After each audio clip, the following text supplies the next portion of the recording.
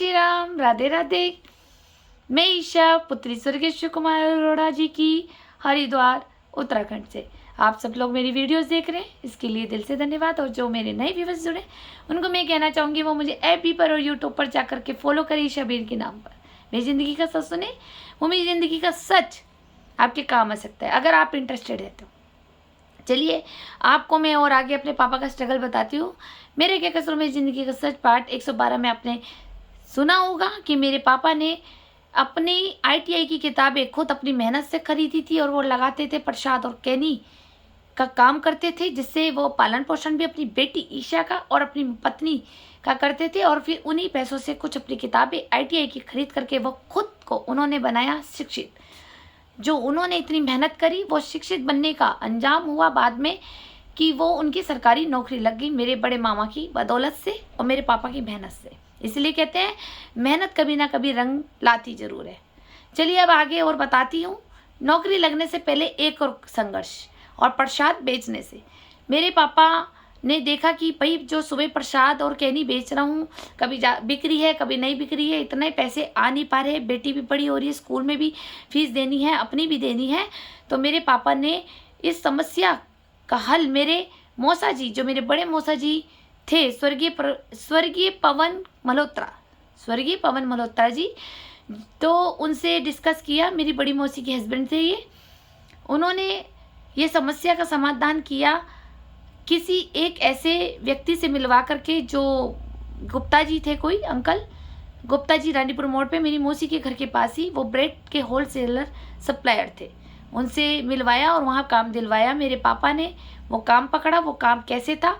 सुबह early morning 3 बजे उठना, अपनी साइकिल थी मेरे पापा पे, अपनी साइकिल पे एक लकड़ी की पेटी यानी बॉक्स बांधना और वो सीधा रानीपुर मोड़, जहाँ नीता मेरा नर्सिंग होम देवभूमि हॉस्पिटल है, वहाँ तक वो जाते थे। उस ज़माने में जब ये जंगल हुआ करता था तब गिनती के 10-12 मकान हुआ करते थे उधर।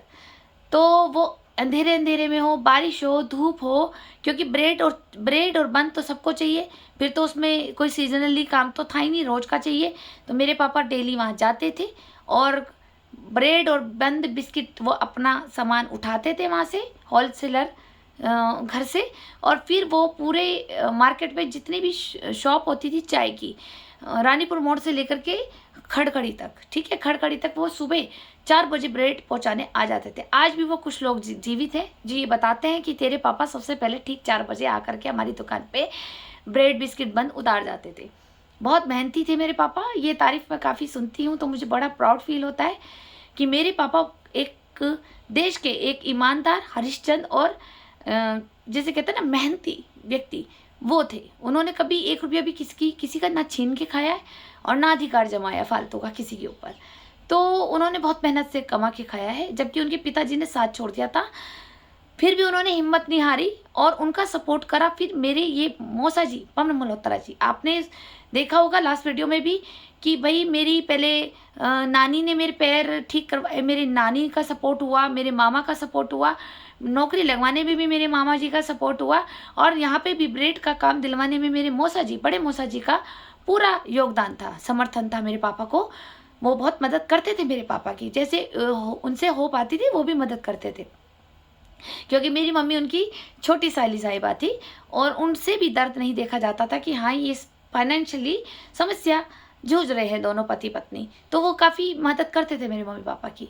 मेरी मौसी भी करती थी। हमने बताया कि हमारी मौसी ने हमारा बचपन में हमें दूध पीने को अगर मिलता था तो मौसी के घर में ही मिलता था, वरना दूध मिला ही नहीं मुझे बचपन में।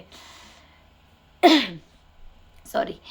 तो फिर उन्होंने ब्रेड उठाते थे, सारे सप्लायर करते थे और आधा मटेरियल सामान घर पे रखते थे। तो वो घर पे इसलिए रखते थे कि घर में भी आस पड़ोस का मोहल्ला, राम घाट, हनुमान घाट, विष्णु घाट, नानकवाड़ा, जोगीवाड़ा, तो यहाँ से भी लोग सुबह हमारे घर में 6 बजे आ जाते थे दरवाजे खटकाने। हम उस वक्त ब्रेड वालों के नाम से बड़े फेमस थे कि ब्रेड वालों के घर में सुबह सुबह ब्रेड मिल जाएगी और कहीं मिले ना मिले, मार्केट खुले ना खुले, इनके घर में ज़रूर मिल जाएगा। तो वो हमारे घर में लोग 6 बजे आ जाते थे, ब्रेड दे दो, कभी कोई बिस्कुट दे दो, कभी बन दे दो। तो ये काम मेरी मम्मी और मैं मिलकर के संभालते थे। तब मैं छोटी थी लेकिन फिर भी कोई गेट खटका रहा है तो मैंने ब्रेड दे दी, उठा के सामान ही तो देना होता था। फिर हम कॉपी में लिखते थे कि कितने सामान गया है, क्योंकि मुझे हिसाब अपने पापा को देना होता था। फिर उसके बाद मेरे पापा सारा सामान उधर मतलब सप्लायर करके खड़खड़ी तक वो वापस 7 बजे तक आते थे। फिर हमारे घर में चाय बनती थी, एक ही बार हम चाय बनाते थे क्योंकि स्टॉप होता था, मिट्टी का तेल डाल करके एक ही बार चाय मम्मी और पापा मैंने पी ली। और उसके बाद मैं स्कूल चली जाती थी जोगी बड़े, और मेरे पापा ITI स्कूल में चले जाते थे, और मेरी मम्मी घर पे रहती थी, घर का काम संभालती थी। तब मेरी मम्मी पागल नहीं थी। अब देखो ना, लोग कहते हैं कि भाई मेरी मम्मी पागल थी। अगर एक पागल औरत अपने पति को कैसे सहयोग देगी, और एक पागल औरत अपनी बेटी को स्कूल कैसे भेजेगी। तब तो मेरी कोई बड़ी बहन नहीं थी, मैं अकेली थी, मुझे नहलाना धुलाना, हाँ पिटाई बहुत करती थी। पिटाई की तो पूरे मेरी मम्मी को अवार्ड देना चाहिए। मेरी मम्मी चप्पल डंडा सब देती थी, गाली गलौज भी देती थी, लेकिन पागल नहीं थी, घर संभाला है उस औरत ने, ठीक है। फिर उसके बाद मैं स्कूल चली गई, पापा ITI स्कूल चले गए अपना, और फिर मेरी मम्मी घर में घर का संभालती थी। पीछे से कोई सामान भी लेने आ गया तो वो भी सप्लाई करती थी, वो भी देती थी, ब्रेड वगैरह सब। तो इस तरह से मेरी मम्मी ने पापा के इस काम में भी योगदान दिया, और उसमें मैंने भी दिया क्योंकि मैं थोड़ी सी बड़ी हो गई थी मैं जोगी बड़े स्कूल जाती थी, फर्स्ट क्लास में थी। तो इस तरह से हमारा ब्रेड बेचने का भी संघर्ष हमने झेला है, जिसको हमने इस चेतावनी को, इस संघर्ष को भी पार किया, सिर्फ सरकारी नौकरी तक पहुंचने के लिए। ये हमारे एक तरह के बैरियर आए, जिसे हमारे पापा ने, मम्मी ने इसे क्रॉस करे मेहनत से। चलिए फिर नेक्स्ट वीडियो में मैं बताती हूँ इसके बाद उन्होंने और क्या क्या किया, और हमारे साथ क्या क्या घर में हुआ। और देखिए मज़े की बात यह है कि कहने को मेरे दादाजी स्वर्गीय किशन दास काका जी समाजवादी पार्टी के सम्मानीय व्यक्ति थे, क्या नहीं कर सकते थे अपने बड़े बेटे के लिए, लेकिन नहीं किया उन्होंने नहीं किया। क्यों नहीं किया आप समझदार है। जब जिसकी लाइफ पे कोई दूसरी महिला आ जाए, एक छोटी साहिबा शादी करके आ जाए, मेरी दादी शांति अरोड़ा जी, तो वो उन्हीं की तो बात मानेंगे ना, दादाजी भी। तो इसलिए उन्होंने मेरे पापा को कोई सपोर्ट नहीं करा। चाचा ने अपना भाई नहीं समझा, चाची ने अपना देवर नहीं समझा, और यहाँ पे भी सपोर्ट जो हुआ मेरे नानकों से सारा हो रहा है। आप देख ही रहे, मेरे पैर भी मेरी नानी ने ठीक कराए, मेरे मामा ने ठीक कराए। मेरे पिताजी की नौकरी सिफारिश पे मेरे मामा की थी। और तो और जो ये ब्रेड का काम दिलवाया मेरे बड़े मौसा जी पवन मल्होत्रा जी, ठीक है, इन्होंने मैं सपोर्ट करा पूरा। और खाने पीने का काफ़ी अच्छे सामान मेरी बड़ी मौसी मुझे देती आई थी। वो क्या क्या करती थी, कैसे करती थी, और हम कैसे इनके घर में छुट्टियां बिताते थे, मैं आपको वीडियो में सब बताऊंगी। मैं चाहती हूँ मैं आपको हर एक सच बताऊँ। वो कुछ कमियां हो सकती है जो मैं समाज के सामने नहीं बताऊंगी, जो मुझे लीगल लग भी नहीं रही है, लेकिन हाँ जितना हो सकता है कि मैं अपनी फैमिली का 99% सच बता रही हूँ आप लोगों के सामने।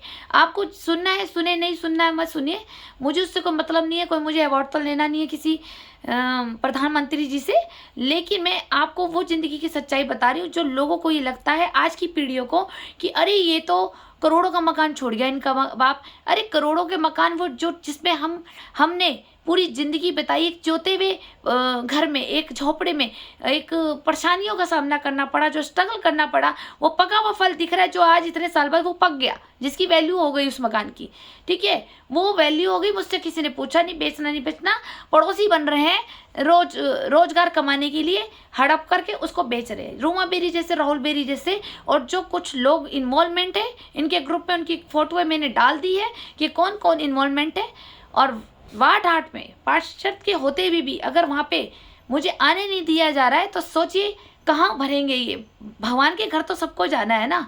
और जबकि बिजली का मीटर का बिल मेरे नाम, शमशान की पर्ची मेरे नाम, आगे सारी कहानी बताऊंगी मैं, ठीक है, वसीयत मेरे नाम पापा, और सब चीज़ मेरे नाम करके गए हुए हैं, मेरे पास लीगल पेपर है, उसके बावजूद भी मेरे को 7 साल से उस घर में आने नहीं दिया जा रहा है।